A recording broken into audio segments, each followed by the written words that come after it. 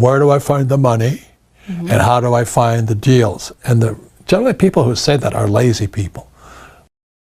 Don't use your real estate to finance your vacation or, borrow money to go and buy that car.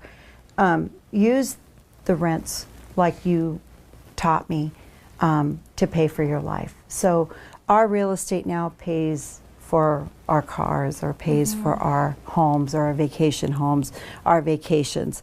And that's how it's set up, and I love that. So one of the things I always hear is, well, where do I find the money, and how do I find the deals? And generally people who say that are lazy people, because I always say there's a deal of a lifetime. I mean, there's more deals now than ever before, aren't there? Yeah. And the more deals you see, the more deals you see. And well, no deals here, You ever hear that? I do.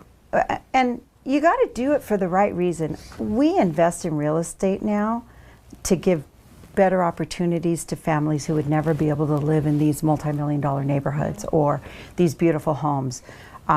Elderly, we rent to a lot of veterans and elderly people. And It's a spiritual relationship with the tenant. It is. Back to your question of the hard parts, we're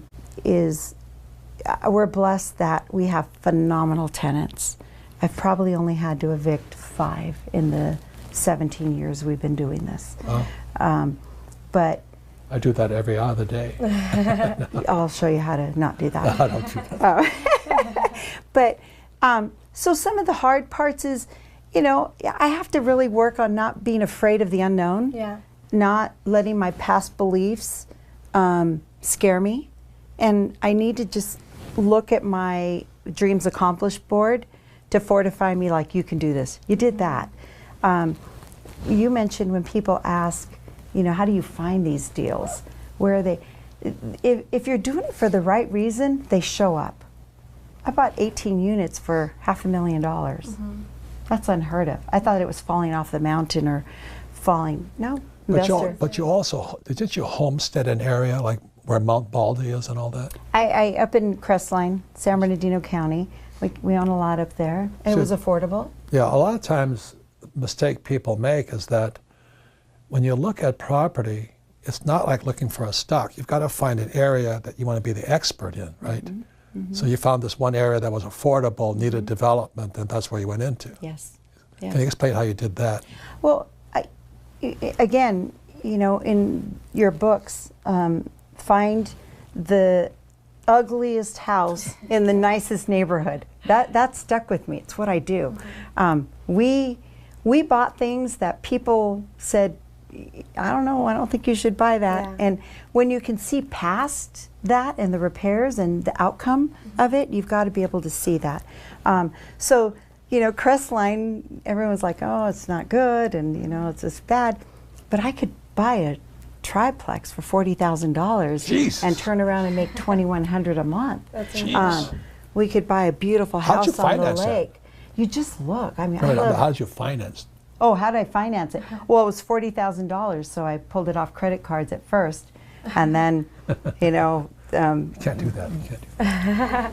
That's what a lot of people tell us, that you can't do that. It's impossible. And so here we are listening to a real story that someone actually did it. Yeah. I did, again, the book, I knew I wanted to be very wealthy. I had a retirement as an educator.